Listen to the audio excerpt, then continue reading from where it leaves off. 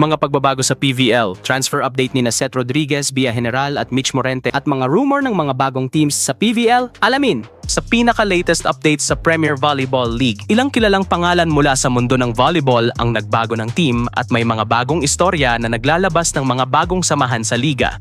Kasama sa mga pinaka-inaabangan ngayon ang paglipat ni Seth Rodriguez sa PLDT High Speed Hitters, si Bia General na lumipat sa SGA Strong Group Athletics at ang pamamaalam ni Mitch Morente sa Creamline Cool Smashers. Isa sa mga pinakamainit na transfer ngayon ay ang paglipat ni Seth Rodriguez, ang dating middle blocker ng Cherry Tigo Crossovers sa PLDT High Speed Hitters. Ayon sa isang post ng PLDT sa social media, isang malaking hakbang para sa team ang pag-recruit kay Seth. Tinutukoy ng PLDT ang kanyang kapasidad na magbigay ng lakas sa gitna at magtulungan sa sistema at kultura ng team. Si Seth ay magiging isang pansamantalang pamalit kay Del Palomata na kasalukuyang naglalaro bilang import sa Indonesia. Si Seth ay hindi na bago sa sistema ng volleyball sa PVL dahil na-train siya ng kanyang coach na si Rald Duricafort noong nasa Petrogas Angels siya. Malaki ang posibilidad na ang kanilang magandang pagkakakilala at pagkakasama sa nakaraan ay naging isa sa mga dahilan kaya siya nakuha sa PLDT. Makakasama ni Seth ang iba pang mga middle blockers ng PLDT tulad ni Mika Reyes, Majoy Baron, Zen Perolino at si Ann Esguerra mula sa Army. Samantala, isang malaking kwento ang paglisan ni Bia General mula sa Chocomucho Flying Titans. Matapos magbigay ng magandang contribution bilang backup libero sa Chocomucho, siya ngayon ay lilipat sa SGA Strong Group Athletics. Ang kanyang dedikasyon sa bawat laro at ang kanyang crucial digs at receives ay naging susi sa tagumpay ng kanyang mga dating team tulad ng Generica Ayala Lifesavers at Signal Super Spikers. Sa kanyang bagong team, inaasahan na magdadala siya ng lakas at solidong depensa at magbibigay ng mas malalim na karanasan sa mga batang manlalaro ng SGA. Isa sa mga pinakamalungkot na balita para sa mga tagahanga ng Creamline Cool Smashers ay ang pamamaalam ni Mitch Morente sa team. Sa isang post ng Creamline sa social media, nagpasalamat sila kay Mitch sa lahat ng kanyang ginawa para sa team. Habang hindi naging regular na starter si Morente sa Creamline, tumulong siya sa ilang mga mahalagang laro sa nakaraang season. Si Morente ay unang nakilala sa kanyang mga collegiate years sa Ateneo Blue Eagles, kung saan siya naging susi sa kanilang back-to-back championships. Sa kanyang pro career, naging mahalagang bahagi siya ng PLDT High Speed Hitters at Perlas Spikers, bagamat hindi siya naging regular na starter sa mga ito.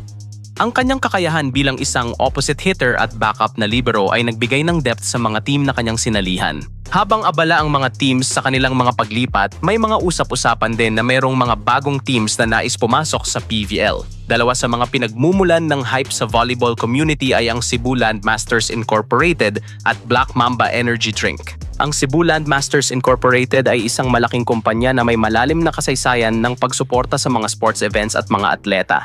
Kilala sila sa kanilang pagpapalakas ng mga basketball leagues at ngayon ay balak nilang pumasok sa volleyball scene. Ang CLI ay may mga malalaking suporta sa mga lokal na atleta at mga pambansang event kaya't hindi na nakakagulat na nais nilang mag-sponsor at magtayo ng sarili nilang volleyball team. Isa sa mga kilalang brand sa industriya ng sports ay ang Black Mamba Energy Drink. Ang kumpanya ay may malaking partisipasyon sa sports, hindi lamang bilang sponsor ng mga atleta kundi pati na rin sa mga team events. Matapos maging partner sa mga iba't ibang volleyball tournaments, may mga ulat na interesado silang magtayo ng sarili nilang team sa PVL na tiyak magbibigay ng kakaibang energy at sigla sa liga. Habang patuloy na lumalaki at umuunlad ang PVL, ang mga paglipat ng mga players at ang posibilidad ng mga bagong teams ay nagpapakita ng malakas na interes sa paglago ng liga. Narito naman ang updated PVL player transfer as of the writing of this article. Wala pang bagong team sina Aduque at Nunag matapos umalis sa Titans, habang pinalakas naman ng CMFT ang kanilang lineup sa pagkuha kina Alina, Jaila, Caitlin at Eya. Sa NX-LED, tuluyan nang nagpaalam sa aktibong paglalaro si May Luna. Habang sa Creamline ay kumpirmadong wala na sina Pau at Riza. Isa ring pagtatapos ng isang era ang pagre-retiro ni Marian Bitre sa Petrogas Angels, kasabay ng pag-alis ni na Camille Victoria sa Akari Chargers at Caroline Santos sa Zeus Coffee. Wala na rin sa Zeus Coffee si Julia Angeles, Sid Niegos sa Capital One at Judith Abel ng Signal. Samantala, nananatiling free agent si Aiza Maizo sa Petrogas, habang patuloy namang pinalalakas ng SGA Group of Companies ang Farm Fresh at Zeus Coffee sa pagkuha kina Ses, Ren, Karen at Honey Royce via General hudyat ng mas agresibong paghahanda para sa mga susunod na PVL seasons. Ang pagpasok ng mga bagong pangalan tulad ni Seth Rodriguez at Via General at ang pamamaalam ni Mitch Morente ay mga hakbang patungo sa pagbabago at mas exciting na season. Hindi rin malayong makita natin ang mga bagong team tulad ng Cebu Landmasters Inc. at Black Mamba Energy Drink na magbigay ng bagong lakas sa PVL. Laging exciting ang mga updates sa PVL, kaya tutok lang tayo sa mga susunod pang balita.